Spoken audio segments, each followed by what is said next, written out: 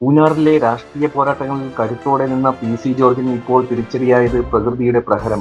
കോട്ടയം ജില്ലയിലെ ഈരാറ്റുപേട്ടയിലും പൂഞ്ഞാറിലും പെയ്ത അതിശക്തമായ മഴയും പ്രളയവും മുൻ എം.എൽ.എയും ബി.ജെ.പി. ദേശീയ നിർവാഹക സമിതി അംഗവുമായ പി.സി. ജോർജിന്റെ വീടിനെയും കുടുംബത്തെയും വ്യാപാര സ്ഥാപനത്തെയും ഗുരുതരമായി ബാധിച്ചു.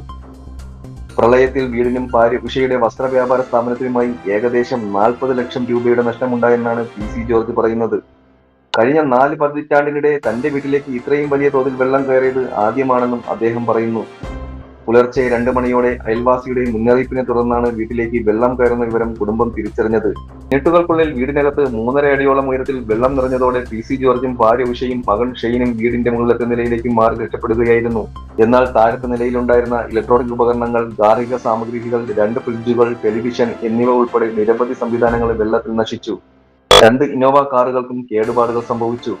വീട്ടിൽ മാത്രം ഏകദേശം 10 ലക്ഷം രൂപയുടെ നഷ്ടമുണ്ടായതായാണ് പ്രാഥമിക വിലയിരുത്തൽ.